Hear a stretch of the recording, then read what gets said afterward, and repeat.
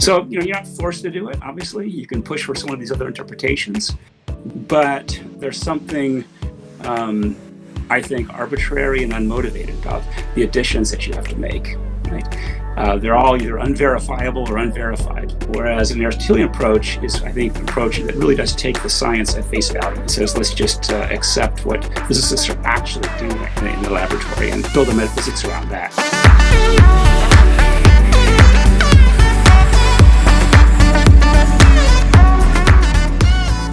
Hello, Dr. Robert Koons. My name is Steven. You can see my profile name, Big Dog. Just if you can, just like introduce yourself. Like, what do you do? Like, what's your area of expertise in philosophy for people who don't know already? Right. Yeah. So I'm a professor of philosophy at the University of Texas in Austin. And my main area these days is in metaphysics, so theories about reality and causation, time, substance, that sort of thing. But I'm also interested in metaphysics of various things, especially metaphysics in relationship to philosophical theology and also in relationship to modern science. Sounds great. We actually have a question from Quinn. I think that's how you pronounce his name. You've said yourself that you were trained in the analytic philosophy of the mid-20th century, and that your approach to Aristotelianism was a gradual discovery of insights that had already been made where you were making progress. Did you find in your gradual process points where the various analytics of the 20th century agreed, or were you in harmony with Aristotle or in any of the Aristotelian schools? Are there any major contributions to post-scientific revolution Aristotelianism or Neo-Aristotelianism from the modern philosophical project that you can highlight as having strengthened the Aristotelian synthesis? Yeah, good. So that's a big question, actually. I think within what's called analytic philosophy, there have been a number of different strands. And there's one strand, actually, that goes back to some of the Austrians, Brentano, Meinong, that sort of group that influenced Roderick Chisholm, who was a very influential analytic philosopher at Brown in the mid-20th century. And so there's a kind of channel there that brought those Aristotelian metaphysical insights into the analytic tradition. And I think I was picking up on some of that, and that was certainly having an influence. The other thing I think that happened, of course, was that people in analytic philosophy continued to be interested in ancient philosophy as well. I mean, you could see this with Donald Davidson, for instance, who's great philosopher of language. He did this dissertation on Plato's Philebus, and that kind of thing's not unusual, actually. And so Aristotle's ideas, I think, continue to have influence through much of the 20th century. And even when I was a graduate student in the 80s, people had a lot of respect for Aristotle. I think they thought that he was sort of outdated, but since then we've seen a lot more development of these Aristotelian ideas. I mean, clearly, what we add, what analytic philosophy can add, is a certain facility in logic and a greater development of some mathematical tools like mereology, the theory of parts and wholes, and things of that sort that I think can be a real contribution to the Aristotelian tradition. This person asks a follow-up. He says, what would you describe as being the core of the Aristotelian project that has made it perennially appealing despite various flaws in its physics, biology, etc.? Right. Yeah, so it's hard to summarize. I think there's a couple things. One is his sort of hierarchical picture of reality, that there are certain things and their properties that are more fundamental, more basic than other things. And that's become quite interesting. There's a lot of interest in that sort of thing in recent philosophy, with theories of grounding, for instance, that help bring that back. Another one is the insights that he brought to us in the area of modality, notions of actuality and potentiality. So thinking of possibility, potentiality, as being anchored in the powers of things, the potentialities of things, of actual things. That's an important insight that keeps sort of recurring over time. I mean, there are other things you could say here. There's Aristotle's general methodology, which is to start with common sense, to take it seriously, and also to take the tradition, the philosophical tradition, seriously, and not in the sense of being slavishly devoted to those things, but treating them as with respect, as a kind of data for his philosophizing. And this results in a sort of a kind of realism and an element of, might say, moderation, in the sense that Aristotelians don't go towards wild extremes like idealism or monism or denying the reality of time or something like that. And so that element of moderation, I think, helps keep Aristotle relevant. And also on the point about biology and chemistry and astronomy and so on, I mean, I think there's a tendency to exaggerate the degree to which Aristotle's views are out of step with modern scientific discoveries. And there's no question that Aristotle believed things or entertained hypotheses that we no longer consider viable hypotheses. That the heavens are filled with giant crystalline spheres that are rotating around the Earth, and that there are 4 elements and so on. But those are really tertiary, not even secondary, but tertiary parts of Aristotle's whole system. And Aristotle himself would have been the first to change those and jettison those in light of empirical research.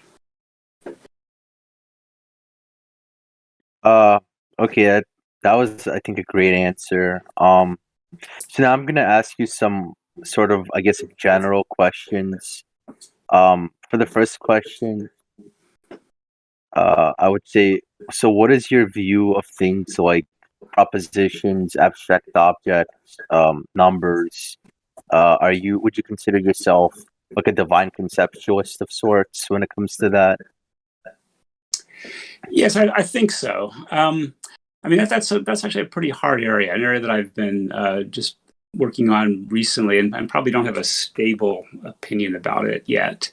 I mean, I think my view would be somewhere in the neighborhood of the divine conceptualist view, or against something like a kind of Meinongian view, where you have objects that don't exist, but that are nonetheless real in a way. That is, contained within our universe of discourse.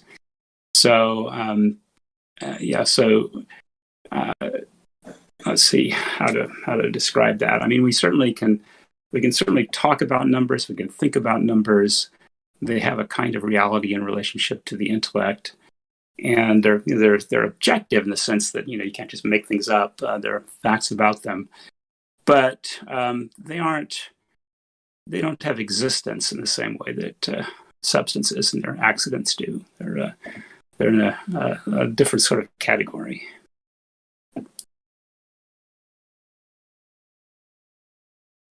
I think that was a pretty clear answer. So the other question is, speaking of existence, do you take the concept of existence to be to be a primitive notion, in the sense that it cannot be reduced or defined in terms of a previously defined concept? Yeah, I think that's right. I think that's one of those things that's pretty basic, and even I'd even go further and say that the notion of actual existence, even that the element of actuality, is another thing that we can't really define. Actuality and potentiality; those are both things that we just have to use. They're indispensable, but they're not really definable in more basic terms.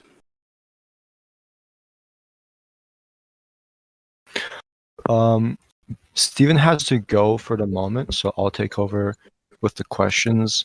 Okay. And I'll be reading from the questions typed out in the channel. Okay. First question is by Bait. He has a premise and conclusion. He's asking about an argument. First premise. If God created all that exists, excluding God, then only God existed without creation. Premise 2, God created all that exists, excluding God. Conclusion 1, only God existed without creation. 3, God can't change. Conclusion 2, without creation, all that exists, which is only God, can't change. Conclusion 3, there can be no first cause because all that exists can't change, and the cause is a change. He's asking, what do you think about this argument? Yeah, good. So I think that I have to look at it in more detail, but I think that it's an example of what we might call a fallacy of equivocation. So the term "all that exists" could be taken in two different ways. So it could be taken as a sort of a singular term to refer to the thing that happens to exist, or all the things that happen to exist, or it could refer to the category of things existing, sort of in general, right? So when God is alone, so to speak, in that logical moment, all that exists refers to God, and God doesn't change. That's right. But the category of things, all the things that exist, that can change, right? And so once you make that distinction, you realize that you have an unchanging God, but the totality of what exists can certainly change over time. Okay. Next question is from Sako, and he has many questions. He says, Professor Koons, you have covered in your paper Aristotle's formal identity of intellect and object, a thread of thought from medieval philosophy which focuses on the principle of the intelligible species and modal knowledge. The immateriality of the intellect seems to follow from the possibility of modal knowledge in the different accounts you go over. So here's the question. Could you comment more on how the intellect would need to be immaterial for modal knowledge to be possible? Yeah, so I in the paper that he's referring to, I did argue that in order to understand our knowledge of necessity, possibility, and so on, we have to suppose that the essences of things, in the sense of forms that carry that essence, the form of the number two, or of triangularity, or of materiality, or something like that. These forms have to actually be present in the mind. They have to be contained in the human mind in some sense, and that at least indicates that the human mind is not just some kind of physical system, because physical systems don't contain these kinds of forms that are extraneous to that system, right? So, if I come to understand the essence of being a squirrel, let's say, then that essence has to actually be contained in my mind. If my mind were just a physical system, then the mind would actually have a squirrel in it, right? And that seems obviously wrong. So the mind has to be something more than a physical system. Now, I don't claim in that particular paper, and I don't know that I yet have a good argument for saying that the mind is therefore immaterial in a stronger sense, that it could actually exist without a body or a brain altogether. I'm just arguing at that point that it has to be more than a merely physical system. And that could be something like a human soul that's embodied in the brain in a certain way, and that has therefore capacities and powers that go beyond the physical in some way. I mean, I think it does open up the possibility of something like an immaterial existence of a human being. But in the sense that it seems to me that we would at least be agnostic about whether that could happen or not. Okay. Yeah, Next question. Sorry, I actually had a follow up to that because So my question was, what do you think of views such as Panpsychism, which say that like intentionality would be sort of overlaid or intrinsic to things like matter, where it doesn't separate them, but it says that actually these like immaterial concepts and matter are sort of intertwined in some way. Yeah. So I think panpsychism, as most people defended it, I think goes too far. So I don't think very simple physical things like electrons are conscious in any sense. But on the other hand, I do think there's something like intentionality going on there. And that's because of anything that has a causal power, a power to act, or power even to, or potentiality to change in certain ways. Any sort of power of that sort already builds into it a sort of intentionality, right? So suppose you've got an electron, right? And it's all by itself in some empty space. And it has this power of repelling negatively charged things.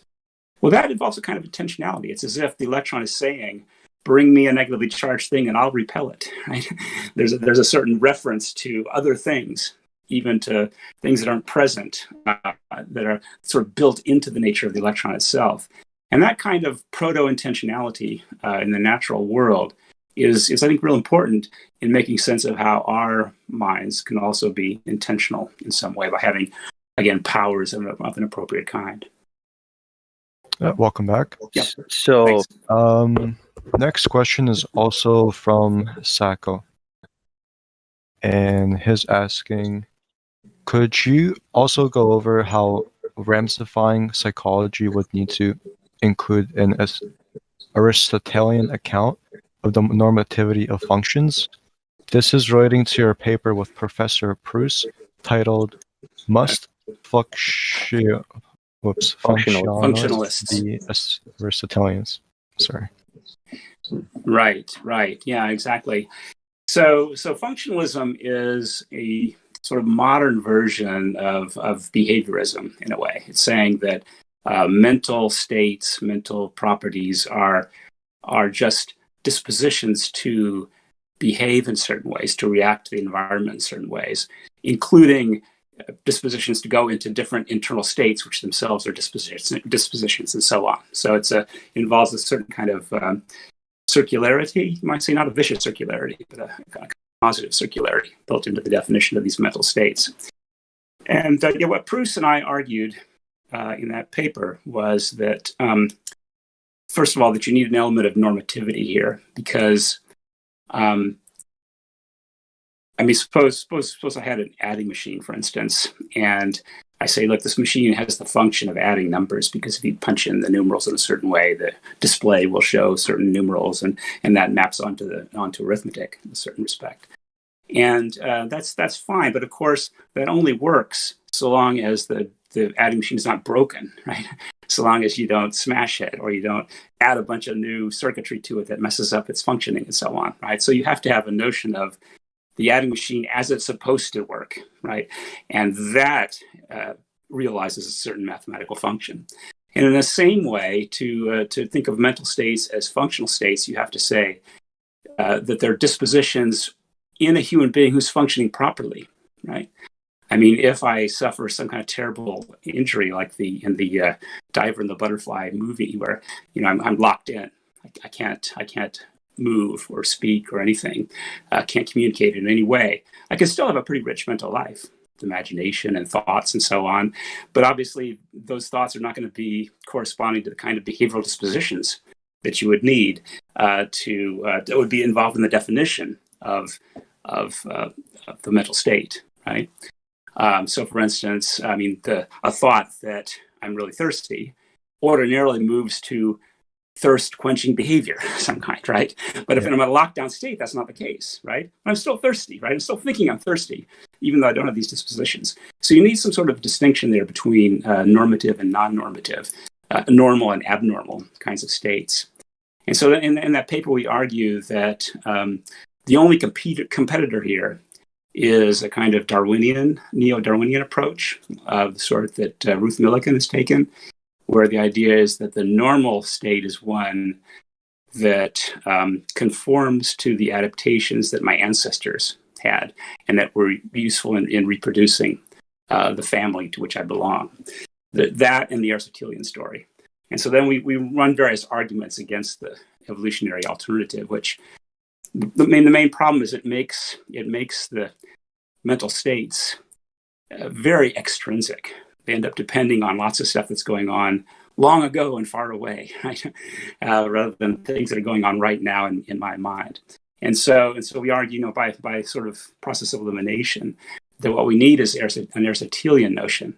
So here's how that works. My mind is functioning properly if the powers that sort of flow from my essence are all functioning, right? So I'm acting according to those basic powers.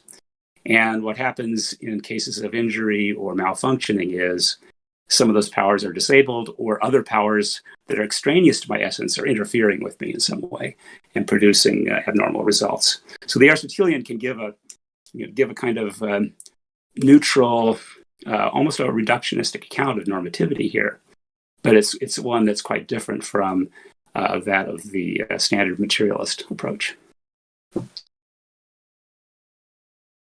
Interesting. He also has a few more questions. He says, previously you have argued that a power's ontology is incompatible with time travel. Would you then also say that presentism is the only coherent view of time which is compatible with a power's ontology? Yeah, it's an interesting question. I'm just doing some work on this right now, in fact. So I think probably not. I think you don't have to go all the way to presentism here. You could have what I call a dynamic B theory, a dynamic version of eternalism. And so in this picture, one way to think about it is that at each moment, there's a kind of tree with a trunk representing the past and branches going out towards the future, representing potential futures.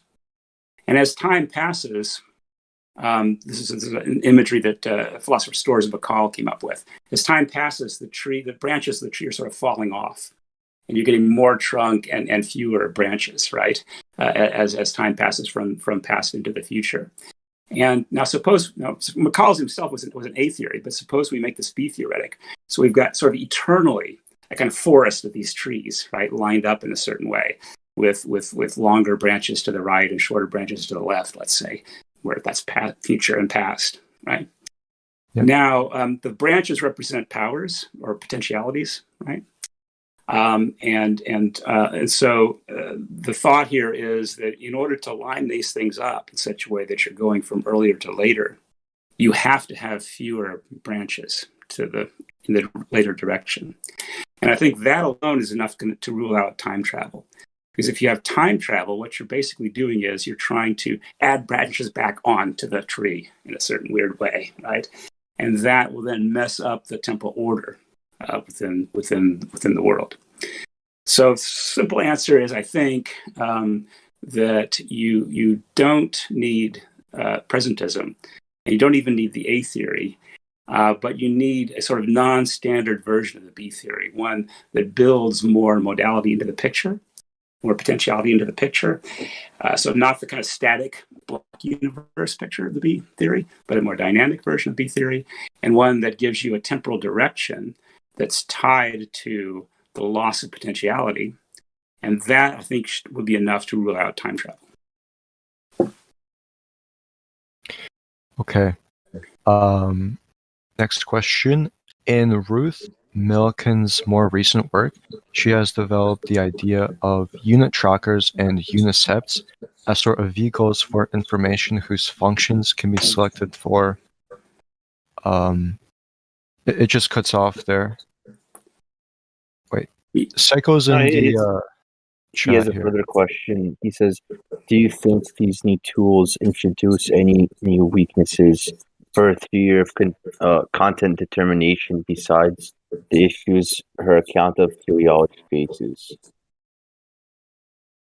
Yeah, actually, I haven't read that more recent work, so I should probably defer on that until I've had a chance to look at it. But I mean, it sounds to me like it wouldn't be really relevant to the kinds of criticisms that we were making that were more fundamental, right? We weren't so much emphasizing the details of how she got from functions to mind, but rather, how one grounds the functions themselves, right? So I think, but I guess I don't know that work, so I better not say anything one way or the other on that. Sure.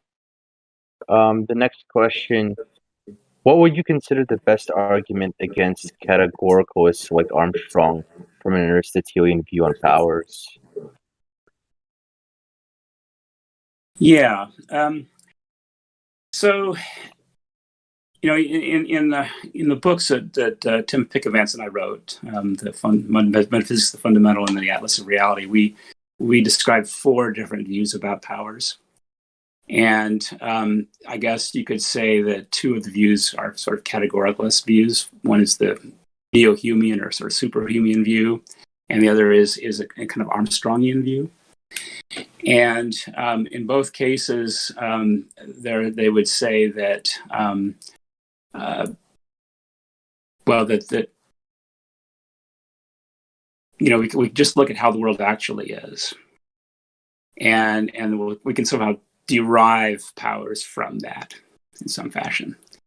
So the neo-Humean view, especially as Lewis uses it, David Lewis has it. You've got an actual multiverse, right, representing all the different ways things could be, and that's supposed to give us potentiality. So my view on that is that that's just a non-starter. That's just not at all what we mean by possibility. The fact that I could have been a plumber has nothing whatsoever to do with whether there actually is a parallel universe where I am a plumber or someone like me is a plumber. That's just irrelevant. And in Armstrong's case, it's a bit more complicated. So Armstrong says what gives us potentiality are these laws of nature. So you take things as they actually are, you add on a bunch of laws of nature, and then those are somehow supposed to tell you what could have or could not have happened in the world that we have. And the difficulty there is one I think that Bosco and Frossen, the philosopher from Princeton, pointed out early on, which is it's just not at all clear how you get from these static categorical laws of nature to facts about possibility on the ground, so to speak, right?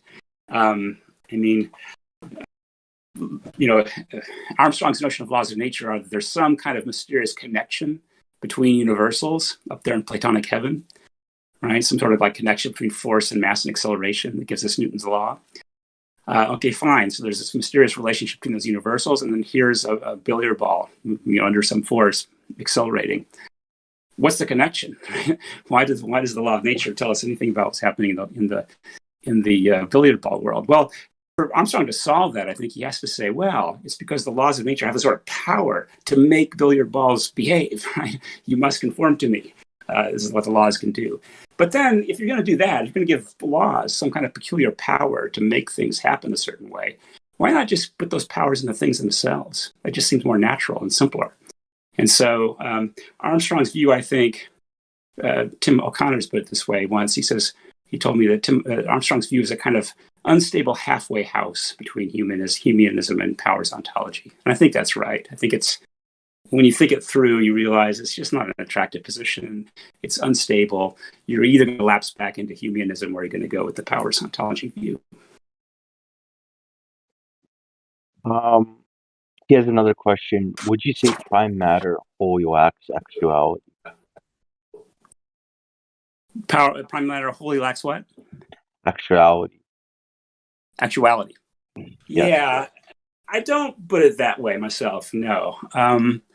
I think some Thomists like to talk about it being pure potentiality and has no actuality at all. And I think that's got to be, I have to understand that sort of figuratively or something, right? that it's got a lot of potentiality, but it has to be actually something, right, in order to figure in the world at all. So I wouldn't go that way. My view about prime matter is that it has a very simple role, which is just to individuate. It's a ground of distinctness, numerical distinctness between things. And so there's just a bunch of that stuff out there, and it helps to individuate substances of the same kind, the same species from each other. That's its role. So yeah, that's my take on prime matter.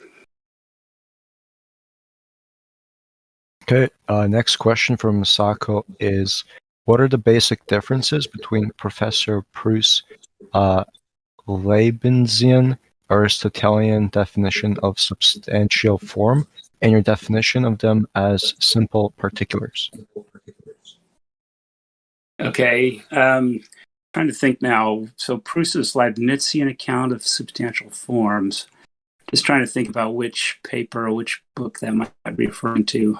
And what's difficult is that Alex and I, both of us have been changing our views over the years, right? So it's not as though there's a sort of stable Proustian view and a stable Koonsian view, and that we can compare with each other. And in many cases, I've been influenced by him, and I think he's been influenced by me as well. So, yeah, I'm afraid I don't have in mind clearly enough which version of Proust's view that might involve. I guess I could just say something more about my view. I'll just say something about what are some of the possible options anyway, and then we can kind of figure out maybe later where Proust lies on this. There are those who think of Aristotle very much as a Platonist, as what the scholastics would call an extreme realist, where there's a universal of humanity, right? And the very same thing, this universal, is in me and is in you and is in every human being as a component to us, right? I think this was from the book Actuality, Possibility, and Worlds. Okay, yeah, so I know that book pretty well. Trying to think now what he says about substantial form in that book. Because I like that book a lot. The thing that I draw from that book in particular is this idea of grounding facts about possibility in powers of things. That's what he called his sort of Leibnizian Aristotelian account of modality. And I think Proust and I are absolutely on the same page. I think that's the right direction to take. There's some technical details that we're both sort of working on, especially involving potentially infinite futures and things like that, where it gets tricky. But yeah, I think that's definitely on the right track. And I'm trying to think now if he says anything there about forms being particulars or not. But that's one of the big debates among Aristotelians, right? Is whether my humanity is just the universal humanity that we all share, or whether it's my own particular humanity, which is unique to me. And I think my interpretation of Aristotle is that it's the latter, and I think that's the right view as well to take, that these forms are particular and that they stand in some kind of special relationship to each other, and that the universals exist don't really exist. They have a kind of Meinomian status. They're objects of thought. They're objects of intellect, rather than things you find in nature themselves. So anyway, that's my view, my current view. Thank you. And one last question from Sako. Why is the Neo-Aristotelian account of the quantum world, as you set it out in Thermal Substances, a Neo-Aristotelian ontology of the quantum world, is to be considered the best ontology for quantum physics? Yeah. So I think that it provides the simplest and most natural interpretation. So, if you go back to the basic problem of the measurement problem or the measurement paradox, right, is this, that the quantum theory, the Schrodinger equations and so on, they tell you that as the quantum world evolves, certain probabilities change. That's the output of the theory, right? Changing probabilities. But you say, well, probabilities of what, right? Well, it has to be probabilities of measurement results. But what are those? If you say, well, those measurement results are themselves more quantum phenomena, then you're in a kind of vicious circle. You're saying probabilities of probabilities of probabilities of probabilities of ... And that never bottoms out in anything real. And so everybody then, in order to escape that paradox, we have to add something to the theory. And so you get many different interpretations now. The Bohemians say, let's add a bunch of particles, right? The theory doesn't mention them, but we'll just sort of throw them in there. And we'll say that the quantum wave function is a kind of pilot wave that's moving these particles around. The Everett people say, let's say there's a bunch of possible worlds, right? Again, the theory doesn't say that, but we'll just throw that in there. And these worlds are constantly splitting. Again, that's in addition to the theory. It's not actually there in the theory. Or you go with the GRW people, they say, let's assume that there are actual collapses in nature, spontaneous objective collapses. Again, it's not part of the theory, you have to add it in. So in each case, you're adding something. So what I argue is that if we look at the actual practice of science, we find that scientists actually believe that there are chemical and thermodynamic properties that are non-quantal in nature, right? So things like being liquid, or being liquid, or having a certain temperature. These are actually non-quantal kinds of properties, and so measurement is simply the result of it occurs when you get a transition from some quantum phenomenon to some non-quantum phenomenon, right?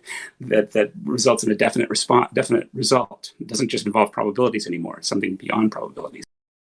But if you're going to add this level of non-quantal reality to the world, then you have to move in an Aristotelian direction, because you're going to need to have macroscopic objects, experimenters and their instruments and so on, that have these chemical and thermodynamic properties, and where these properties are not reducible to the parts.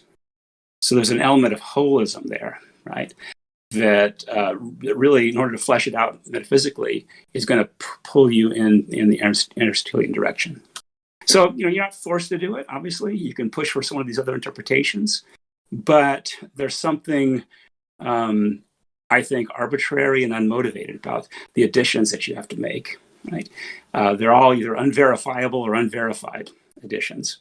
Whereas an Aristotelian approach is, I think, an approach that really does take the science at face value. It says, let's just accept what physicists are actually doing, right, in the laboratory, and build a metaphysics around that. Okay. Next question is from Kung Pao Pianist.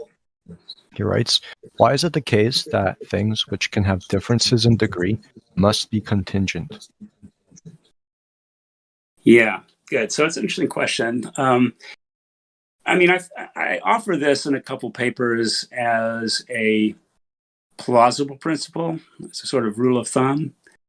So, I wouldn't necessarily argue that there's an apodictic certainty that associated with this, but it seems plausible to me.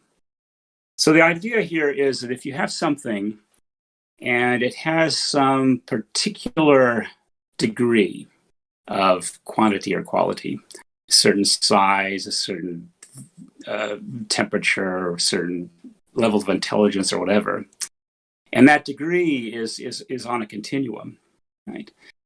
Then it seems to be very plausible to think that that very thing could have had just a slightly greater or slightly lesser degree of that quantity or quality, right? That it's sort of implausible to think that it had to have just exactly this amount, right?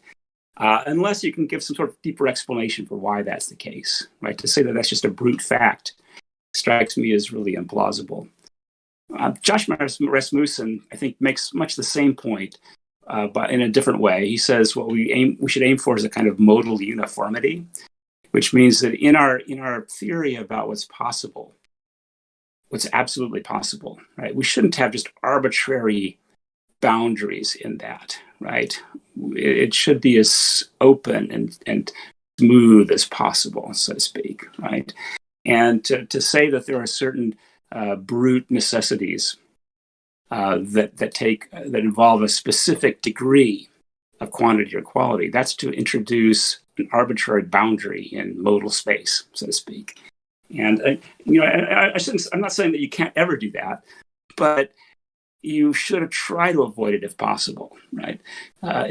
You want to have the simplest theory of modality that you can. Okay. The next question is very long. He wants me to read some context for the question before we ask him. This is from Lu Lang. He writes, Professor Koons, I apologize for the lengthy question, but I'm very curious to get your take on how you believe one could explain the existence of an independent necessary being. To provide some context before getting to my questions, I would want to distinguish between an argument that shows that an independent necessary being exists, which I think should not be conflated with an explanation of how or why such a being exists. By analogy, we might take the presence of a broken window to provide us with a reason to believe that a baseball had struck it. But we wouldn't say that the existence of the broken window thereby explains the baseball being thrown at it. It would be much the other way around. You've done a lot of work into the topics of causation, explanation, and necessity in the context of metaphysics and your cosmological argument. In this vein, I'm reminded of your remarks on causes being more necessary than their effects, and also that Kant's general comments on the notion of whether existence is a predicate, as well as his views on necessary existence. In particular, if existence is a judgment, not a predicate, then it is not the sort of thing one could just append to a concept and then freely subtract to generate a contradiction by which provides us an explanation with how such an entity necessarily exists, in the way we understand that a triangle necessarily has three sides. I believe you've said in other material that you believe Kant's view that existence is not a predicate is correct. With this context established, I'd be curious to get your take on A, how to explain the existence of an independent necessary being. B, if you believe the doctrine of divine simplicity provides a possible solution to the matter. And if the Sorry, I missed that second one. Could you repeat that? Yeah. Let me just read them off. Maybe we should go through the first question. Yeah. That answer So first. Okay. the first question is how do you explain the existence of an independent necessary being? Right. So it sounds like the question is, again, along a kind of broadly Kantian line, which is to say, there's something problematic about the whole idea of necessary existence, right?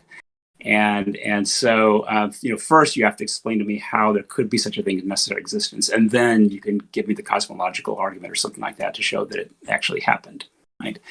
So I disagree with that. I'm disagreeing with Kant, obviously. I think that you can say, look, I'll show you that necessary existence is possible by showing you that it's actual. It actually happened, right? And so that will entail its possibility, right? I mean, if I can, it reminds me of Mark Twain once, where somebody asked him if he believed in infant baptism, and he said, "Believe it. I've actually seen it." Right? So, I mean, if something's happened, then it's possible. Now, the Kantian, I think, is assuming that we can understand necessity in terms of definitions, right? So, the questioner mentioned, the triangle having three sides. So that's a definition, right? And that definition makes it necessary that triangles have three sides. But the question is all necessity like that? Does all necessity flow from definitions or from logic? I think not. And the cosmological argument is supposed to show that that's wrong, that in fact there's necessities that don't depend on logic. I actually think that the Kantian view is self-refuting, in fact, because Kant would have to say that it's necessarily true that all necessities are based on logic and definition. But that claim is not itself based on logic or definition, so it'd be self-refuting in the end. So I think that Kantian position doesn't make sense. So I think that's the main issue. Now, the question about existence is, I think, something of a red herring here, actually. What matters is not so much whether existence is a property or not, but whether necessary existence and contingent existence are those properties. And those seem to be definitely, yes, those are definitely properties, right? I have contingent existence, and number three has necessary existence. So those are two different properties that things can have. The other question is, if you believe the doctrine of divine simplicity provides a possible solution to the matter, and if the answer to B is yes, then C, does that provide reason to support the doctrine of divine simplicity to the extent one is already committed to the existence of an independent necessary being? Yeah, so So this is an interesting problem here, exactly which comes first here. Is it necessity or simplicity? And most arguments of the cosmological first cause type have focused on necessity, including my own early work. Nowadays, I'm actually more inclined to think that the main issue here is to get to the simplicity of God, and then to get the necessity as a kind of corollary from that. That if you have a being if you show there's a being that's absolutely simple, then its necessity will, well, either follow from that, or the two will be coordinated with each other in some way. So I think there's definitely a connection here. And this gets back to the earlier question about degrees, right? And contingency. So if something isn't simple, then it has some qualities or quantities to a certain degree. And that introduces an element of contingency, I would argue. So a being that's absolutely necessary would be a being that doesn't have any such specific particular degrees of quality or quantity. And so it's going to have to be infinite in a sense, right? It's going to be unbounded. That makes it a simpler being than a being that has some sort of boundary. So I think we have good reason to think that an absolutely necessary being would be one of these simple, unbounded beings. And sort of conversely, I think a simple, unbounded being is a good candidate for being necessary as well. Okay, I think it's a pretty good answer. So this is actually going to be a question for me regarding your paper on the Trinity. So my question is, Robert Koons, in your paper on the Trinity, you say that the persons are not numerically identical to the base. So are the things they possess, such as their powers and cognitive faculties, also not numerically identical? If so, how is this not a type of social Trinitarianism with the mind's relation inside God? Yeah, so I think God doesn't have multiple powers, right? He has just one power. In fact, he just is that power. And so the persons, insofar as they have any power, it is that one power that is God that they have. So it's not as though you have three omnipotences, so to speak. You've really only got one omnipotence that is participated in, so to speak, by each of the three persons. Right. The next so wait, just to clarify, you agree that they're so things like power, their love, their power, like all of these things, they are going to be numerically identical, right? Yeah, that's right. So the power of the Father and the power of the Son are the same. Mm-hmm. Okay. That's right. Yeah, this is why I actually think, sort of ironically, that the doctrine of divine simplicity is necessary for the Trinity. Actually, not only compatible with, but you actually need it, or else you will fall into something like tritheism, as you said. Mm-hmm. So the next question, so in your paper on the Trinity, you say that agape entails that there are multiple distinct persons in the Trinity, because it's a distinction intrinsic to the base. But it seems like distinct persons are logically prior to love or agape, right? You need distinct persons in order to have love, right? So if love is logically and probably ontologically contingent on the idea of distinct persons, in the same way that a triangle is going to be contingent on there being three angles. So it seems if what is in question is the distinctness of the persons in the Trinity, it is also going to entail that the property of agape will also be in question. So how isn't your reliance on agape to show that the three persons are distinct? How does it not entail like some level of like circularity there? It is not as though the persons are going to have some intrinsic property that is going to differentiate them, since they all share one love, not three separate loves intrinsic to each of them individually. Right. Yeah, good. So that's a good question, actually. I'm not sure if I've thought about this question in particular before. I guess what I would say is that I'm not really claiming that it's agape that makes the three persons distinct, as though somehow they weren't distinct to begin with, and then agape comes along and kind of makes them distinct. That I agree that would be implausible.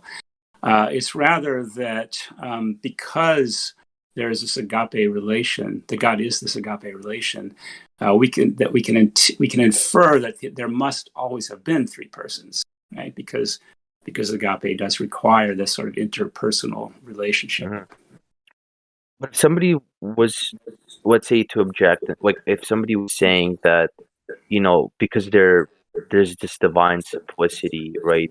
Like the three qua objects they're not really going to be like three distinct persons. They're just going to be like three like they're conceptual in nature. It's not like a real distinction, right? Yeah. So like somebody could always just then say, they could use that as a defeater for God being agape, right? And then like the things that Yeah. entails, right? And just start to like go down the chain of entailments and start like refuting things about God, right? Okay. So you think that if we say that the distinction between the persons is conceptual in some sense, that would be incompatible with agape. Yeah, I'm not sure that's right. Because it seems to me that what agape requires really is just a kind of conceptual distinction between the lover and the beloved. But yeah, that's an interesting question. I'll definitely take that under advisement and think about that some more. And just to Yeah, I'm further, going to need to cut us off here in a bit, I guess. Let's see. I think we were originally going to cut off the scene, weren't we? yeah. What time do you want to go to? Like, well, yeah. Could we do like another 5 minutes? oh, okay, yeah, that's fine. Yeah, so let me just try to find like an interesting question here, just to like end the AMA. Then, who are the best defenders of atheism? The best books defending atheism in your view? You've mentioned J.L. Mackey's Miracle of Theism and Yeah. J.H. Sobel's book Logic and Theism in the past. Could you expand on why you feel these are the best? Do you agree with Dr. Craig and Graham Oppy that it's the most formidable defender of atheism today after Sobel? Are there any atheist books, philosophers worth paying attention to? Right. No, I think I would agree. Yeah. So I think Graham's an impressive philosopher, and I appreciate a lot the fact that he does pay close attention to, recent developments in natural theology in a way that a lot of philosophers haven't done. So yeah, I think you're right. He's a good sort of heir to that tradition of Mackey and Sobel, who both had that same sort of spirit, really, of respectful, close reading of natural theology. Yeah, and of course, I know Graham's work most because he's the one who's engaged most with my work. So I know there's a lot of other atheist philosophers out there that his work I just don't know that well because we haven't been in close dialogue up to this point. But yeah, I definitely would recommend Graham and a number of his recent books about this. I think he's got some blind spots. I think he tends to think about theism as though it were merely a kind of scientific hypothesis, or he looks at it as adding a bunch of unnecessary machinery to the world, which is a fair point, right? I mean, I think that's the whole question is it necessary or not? That becomes the big issue. All right. Okay. And I think for the final question, this is from what's his name, Real Atheology. He asked, what are your thoughts on the state of analytic philosophy of religion today? Do you think the field is experiencing a golden age given all the new work in the area, the emergence of Thomism, etc.? What changes, suggestions, and improvements would you like to see, and why? Yeah, so I do think it is something like a golden age. And I mean, I'm very impressed by the quality of the work that's being done these days. especially in these areas of the cosmological arguments, first cause arguments, exploring the nature of modality and so on. Let's see, what do I think needs to be done? Well, I think we're going to see more and more shift really towards what's called the gap problem, which is supposing there is a necessary being, and maybe even a relatively simple necessary being that's the cause of everything else. Well, I think that's God. Right? How do you get from that being to God? I think there's going to be a lot more attention to that question as we go forward. Right, so it's currently 6:27, so if you want to end the AMA, we can. Okay, yeah, let's end it today, and maybe we can do this again sometime.